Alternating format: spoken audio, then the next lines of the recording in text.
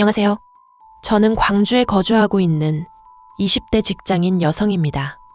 제가 살아온 시간이 아주 길다고는 할 수 없지만 이 일은 제 인생에서 가장 기묘하고 가장 무서웠던 기억으로 남아 있습니다. 이 사건은 불과 얼마 전 일이고 저는 아직도 병원을 다니며 치료를 받고 있습니다. 모든 일의 시작은 지금으로부터 약 8개월 전, 제가 살고 있던 오피스텔 계약이 끝나갈 무렵이었습니다. 직장과 거리가 멀다는 이유로 이사를 결심했고, 이번에는 최대한 회사와 가까운 곳을 찾고 싶었습니다. 며칠 동안 부동산을 전전하던 끝에 북구 근처에서 유독 저렴하면서도 내부가 깔끔한 오피스텔을 하나 발견하게 됐고, 별다른 고민 없이 바로 계약을 해버렸습니다. 그 오피스텔은 6층짜리 건물이었고, 근처에 편의점과 작은 공원도 있어 조건은 나쁘지 않아 보였습니다. 하지만 이사를 마치고 일주일쯤 지났을 때부터 설명하기 힘든 이상한 일들이 하나둘씩 시작됐습니다. 처음에는 대수롭지 않게 넘겼습니다.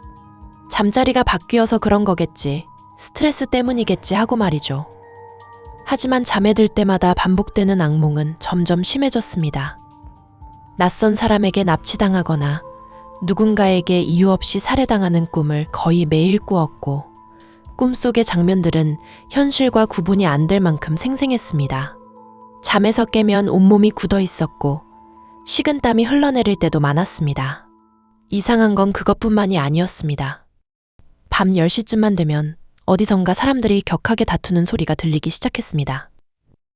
처음엔 옆집이나 윗집이라고 생각했지만 이상하게도 그 소리는 항상 같은 시간에만 들렸습니다. 두어 번은 직접 찾아가 물어봤지만 이웃들은 하나같이 그런 소리는 낸 적이 없다고 말했고, 오히려 제가 예민한 사람 취급을 받았습니다. 그렇게 이 집을 선택한 걸 후회하며 지낸 지 2달쯤 되었을 때, 제 인생을 흔들어 놓을 악재들이 한꺼번에 터지기 시작했습니다. 아버지가 평생 운영해 오시던 작은 사업체가 무리한 투자로 위기를 맞았고, 결국 문을 닫아야 할 상황에 처했습니다. 아버지는 깊은 절망에 빠져 매일 술로 하루를 버텼고, 어머니 역시 생계를 위해 처음으로 남 밑에서 일을 해야 하는 처지가 되었습니다. 집안 분위기는 날이 갈수록 험악해졌고, 결국 부모님은 이혼 이야기까지 꺼내게 되었습니다. 설상가상으로 회사에서는 저에 대한 말도 안 되는 소문이 돌기 시작했습니다. 상사들에게 잘 보이려고 행동한다는 헛소문이었고, 저는 어느 순간 회사에서도 설 자리를 잃어가고 있었습니다. 모든 악재가 동시에 겹치자 솔직히 말해 극단적인 생각까지 들 정도로 정신적으로 몰려 있었습니다. 그때 거의 2년 만에 대학 선배였던 주희 언니에게서 연락이 왔습니다. 안부를 묻던 통화에서 언니는 몇 달 전 신내림을 받고 무속인이 되었다는 이야기를 꺼냈고, 제게 이상하게 안 좋은 기운이 보인다고 말했습니다.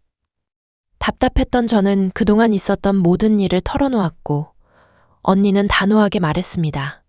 지금 살고 있는 오피스텔이 너무 안 좋으니 무조건 7월 안에 방을 빼고 나와야 한다고요. 그렇지 않으면 정말 큰일이 날 수도 있다고요. 그 말이 마음에 걸렸지만 현실은 녹록지 않았습니다. 보증금 문제도 있었고 집으로 들어가기도 애매한 상황이었습니다. 결국 저는 조금 늦어도 괜찮겠지라는 안일한 생각으로 그 경고를 흘려들었습니다. 그렇게 7월이 지나고 8월이 되었고 별다른 일은 일어나지 않는 것처럼 보였습니다. 그리고 8월 21일 밤 11시쯤 모든 일이 벌어졌습니다. 그날은 유난히 피곤해서 일찍 잠들었는데 갑자기 이상한 냄새와 함께 집안이 뜨거워지는 느낌에 잠에서 깼습니다. 거실로 나가보니 에탄올 램프가 쓰러져 있었고 집안은 이미 연기와 불길로 가득 차 있었습니다. 혼자서 불을 꺼보려 했지만 불길은 더 커졌고 결국 밖으로 뛰쳐나와 119에 신고할 수밖에 없었습니다. 잠시 후 불은 진압됐지만 제가 살던 오피스텔 내부는 형체를 알아볼 수 없을 정도로 새까맣게 타버렸습니다. 저는 손에 화상을 입어 병원으로 옮겨졌고 이웃들 역시 연기를 마셔 치료를 받아야 했습니다. 만약 그날 제가 조금 더 깊이 잠들어 있었다면 지금 이 이야기를 할 수 없었을지도 모릅니다. 그 일을 계기로 저는 부모님 댁으로 돌아갔고 놀랍게도 집안 상황은 조금씩 나아지고 있었습니다. 아버지의 사업도 일부 회복됐고 부모님 사이도 다시 좋아 보였습니다. 그제야 저는 주희 언니의 말을 떠올렸고 다시 전화를 걸었습니다.